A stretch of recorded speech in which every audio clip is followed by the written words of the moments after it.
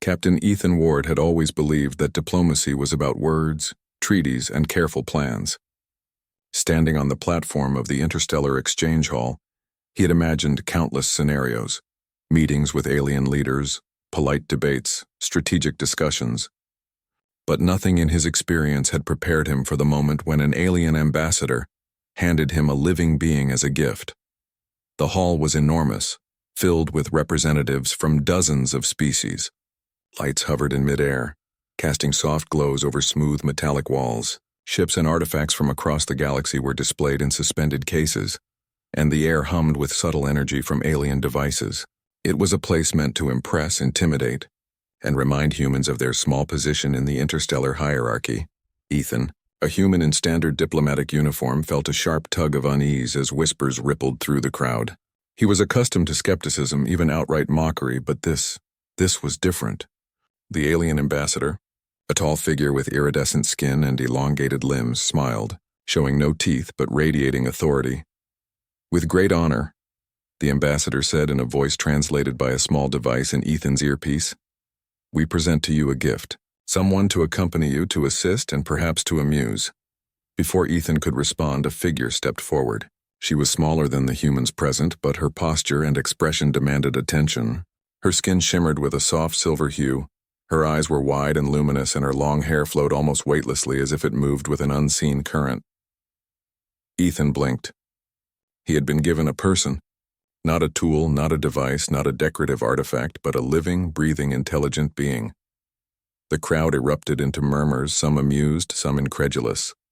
A few younger aliens laughed openly. Ethan's earpiece translated fragments of their comments.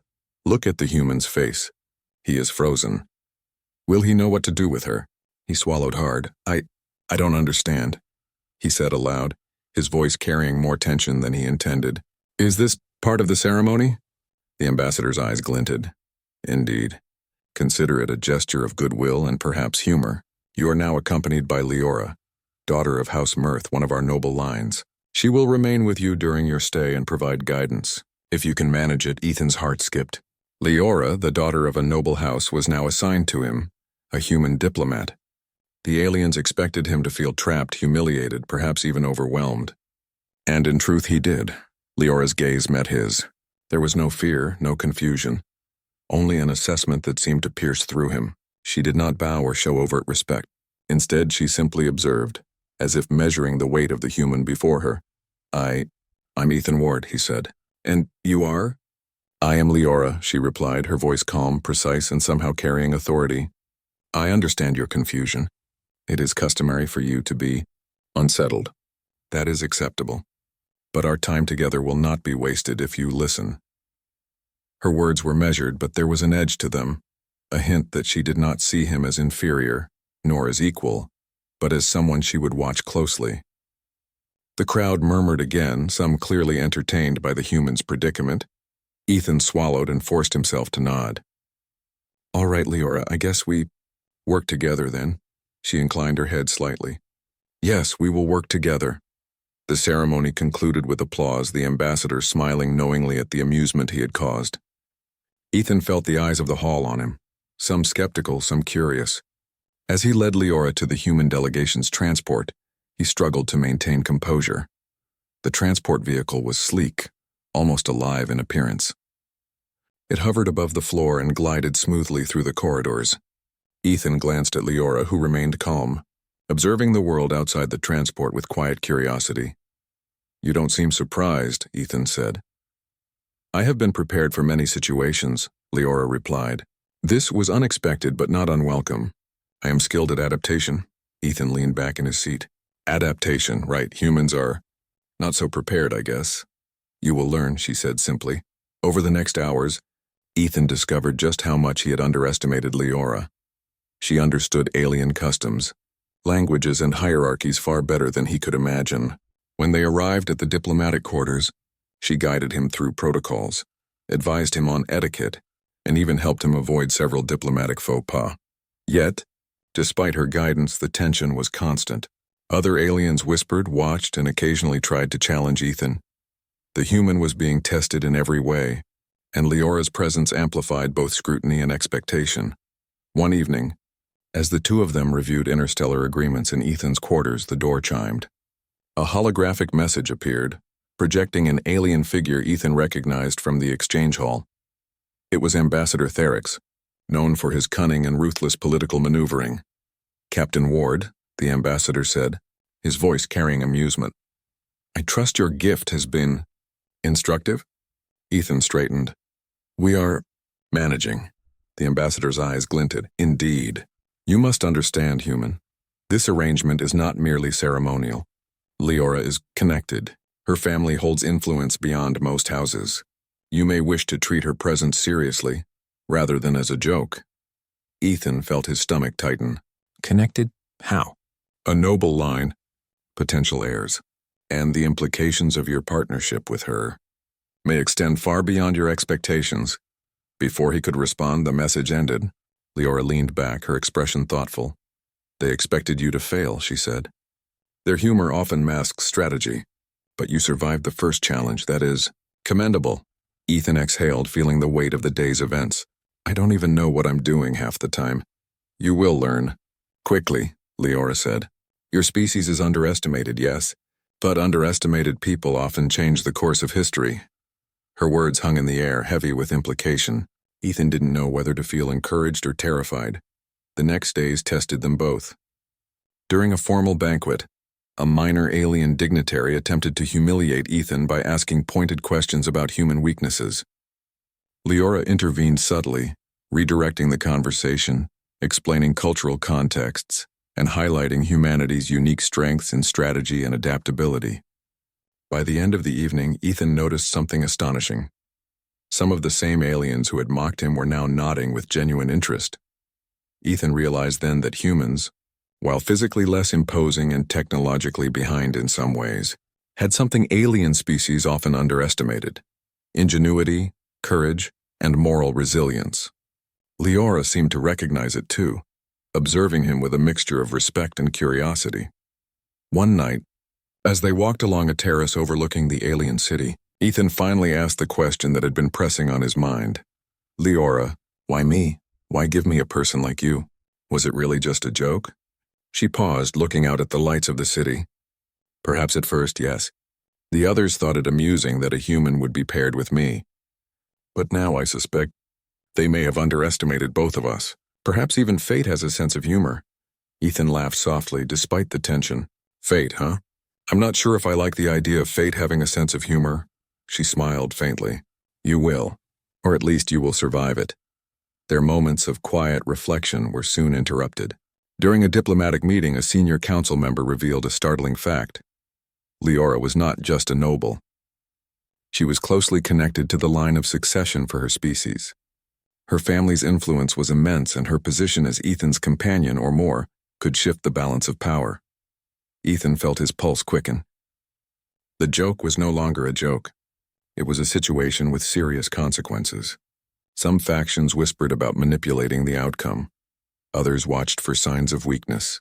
And the humans, so far distant from the interstellar stage, suddenly found themselves in the center of a web of intrigue. Leora, ever calm, observed the reactions with precision. "This changes nothing for us," she said quietly to Ethan later that evening. "Except that our actions now carry weight. Every choice matters. Every alliance matters. And we must act carefully." Ethan nodded, realizing that the journey ahead would demand more than diplomacy. It would demand courage, insight, and trust, not only in Leora but in himself. The night ended with a quiet promise. Both understood that the stakes were higher than any ceremony, any joke, or any expectation. They were partners now, bound not by humor, but by the shifting currents of politics, survival, and perhaps something deeper, something yet undefined. As Ethan lay in his quarters that night, he thought of the galaxy beyond, the alien races, the politics, the challenges, and he felt a strange mixture of fear and excitement. The human species had always been underestimated. Now, with Leora at his side, he would prove that humans were capable of far more than anyone imagined. And somewhere in the shadows of the alien court, whispers began to spread. The human and his gift were no longer a joke. They were a force to be reckoned with. The day began quietly, but Ethan knew calm rarely lasted long in the alien capital. Leora had been unusually thoughtful that morning, her silver skin catching the soft light as she prepared for their next diplomatic engagement. She moved with the grace of someone trained in many disciplines, yet her eyes betrayed a sharp awareness. Ethan adjusted his uniform, trying to appear confident. He had learned much since the gift had been presented to him, but each step forward felt like walking on thin ice. Every move, every word carried weight. He could no longer afford mistakes, not with Leora by his side, and certainly not with the council watching. Their first engagement was a meeting with the Council of Houses, the governing body of Leora's species. Representatives from the most powerful families, known for cunning and pride, filled the chamber. The room's architecture was breathtaking, a combination of advanced alien design and artistic elegance. The walls shimmered, reflecting subtle patterns that shifted like liquid. The air was charged with quiet tension. Ethan felt the weight of dozens of eyes on him, some assessing, some skeptical. The council was there to witness the human and his companion, expecting either failure or humiliation. Leora, calm as always, whispered instructions in his ear. Observe the hierarchy, respond with clarity, and maintain composure. They will test your limits. Do not falter. Ethan nodded, straightening his posture. This was no longer about being a diplomat. It was about survival, strategy, and proving the underestimated human mind was capable of more than alien society anticipated. The council's head, an imposing figure with deep blue skin and long, tendril-like appendages, began the proceedings. Captain Ward, he said, his voice resonant and authoritative, you are now accompanying our noble Leora. Many believe your species is ill-prepared for our complexities. We shall observe whether that is true. Ethan took a deep breath. I am prepared to learn and cooperate, he said steadily. Leora's hand rested briefly on his arm, a small gesture of support, more powerful than words. The council posed challenges. Questions about resource management, strategies for interstellar conflict, and hypothetical moral dilemmas. Ethan drew upon his human instincts, reasoning through problems logically and creatively. When a question seemed impossible, Leora subtly guided him, offering insights into alien customs and thought processes. By the end of the session, murmurs filled the chamber. Some representatives were impressed. Others, though still skeptical, could no longer dismiss the human outright. Ethan felt a quiet surge of satisfaction. Leora's earlier words echoed in his mind. Underestimated people often change the course of history. After the council meeting, Leora and Ethan walked through the city's elevated pathways. The skyline was a tapestry of glowing spires, floating platforms, and interwoven transport lines. Citizens of countless species moved below, living in a harmony Ethan had rarely witnessed. They are beginning to respect you, Leora said, her voice soft but firm. Not all, but enough to recognize that you are not insignificant. Ethan chuckled lightly. Not insignificant? I like the sound of that. But this is only the beginning, isn't it? Yes, Leora replied. The true test comes when politics turn into action. Not words, not ceremonies, but real threats. That is when strength is measured. Their intuition proved correct sooner than expected. During a formal banquet later that week, a faction opposed to Leora's family made a bold move. One of the rival nobles, known for his ambition and ruthlessness, attempted to publicly humiliate Ethan by presenting fabricated evidence suggesting human incompetence. Ethan remained calm, relying on Leora's subtle guidance. Together, they countered the false claims with logic, strategy, and cultural understanding that surprised the assembly. The human's ingenuity, combined with Leora's knowledge and composure, turned what should have been embarrassment into triumph. By the end of the evening, whispers of admiration had replaced ridicule. Leora observed him closely, a small smile playing on her lips. You are learning faster than I anticipated, she said. Ethan shook his head, smiling despite himself. I'm just keeping up with you. Honestly, without you, I'd be lost. Her eyes softened. We are stronger together. Remember that. You are no longer just a human in their eyes. You are a partner, and that is a dangerous position to underestimate. The danger was real. Within days, a conspiracy to capture Leora emerged. The rival faction intended to use her as leverage to control the line of succession. When Ethan learned of the plot, he realized that human strategy might be the only way to prevent catastrophe. He devised a plan, relying on both human ingenuity and knowledge gleaned from Leora. Using decoys, subterfuge, and precise timing, they intercepted the would-be kidnappers during a transport mission. The operation was tense, the risk immense, but their combined skills ensured success. Leora remained calm throughout, trusting Ethan completely, a bond that strengthened with every challenge. After the incident, Leora spoke privately. "Ethan, you have proven not just courage, but judgment. You see the patterns, they do not. You act when they hesitate. That is rare among our observers." Ethan laughed softly, rubbing the back of his neck. "I guess humans aren't as weak as everyone thinks." "You are underestimated, yes," Leora said. "And underestimated people often change more than just their own fate." Time passed, and their partnership became widely recognized. What had started as a joke, Ethan receiving a noble companion, had transformed into a powerful alliance. Even the rival factions began to reconsider their assumptions, realizing that human ingenuity combined with Leora's status and skill could not be ignored. As the weeks progressed, their bond deepened. Ethan learned more about Leora's culture, traditions, and responsibilities. Leora in turn observed humanity through his perspective, its resilience, creativity, and ability to adapt under pressure. The more they shared, the more they understood each other, and respect grew into trust, and trust into something deeper. One evening, as they prepared for a ceremonial event celebrating interstellar unity, Leora revealed a truth that surprised Ethan. "Ethan, the Council has already begun discussing succession. My connection to the line is significant. Your partnership with me is no longer trivial. It has political weight, strategic consequences, and personal implications." Ethan froze. "Personal implications?" "Yes," Leora said softly. "There is more to our bond than observation and guidance. The Council recognizes that our alliance may influence the next generation. Your presence, your actions, and your support are now intertwined with the future of my people." The revelation hit Ethan harder than he expected. The human, once seen as insignificant, was now a crucial factor in the survival and prosperity of an entire alien lineage. The joke had transformed into a legacy. Months passed. The interstellar alliance grew stronger, aided by Ethan's human perspective and Leora's noble influence.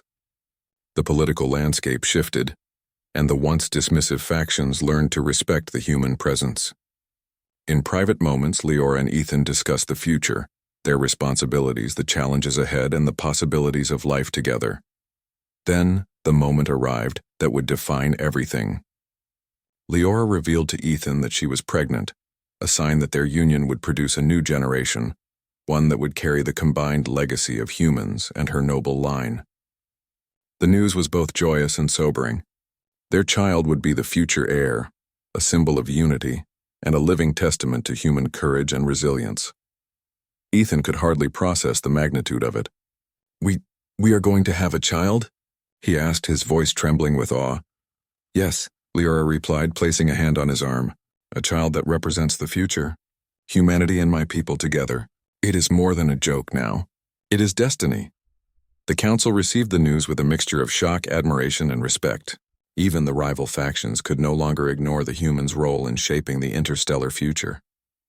Ethan, once underestimated and laughed at, had proven that courage, intelligence, and moral strength could challenge centuries of prejudice. As the story of their alliance spread across the galaxy, it became a lesson. Humans, though young among the stars, were capable of remarkable achievements. Leora and Ethan, bound together by circumstance and choice, had shown that underestimated people could indeed alter the course of history. The city shimmered below them as they stood on the terrace, the night alive with alien lights and distant starships. Ethan looked at Leora and she looked back, her eyes reflecting both strength and warmth. "We have much to do," she said softly, "but we will face it together." Ethan nodded, a quiet determination settling in his heart. "Together," he echoed. And so, what had begun as a cruel joke became a legacy that would echo through generations.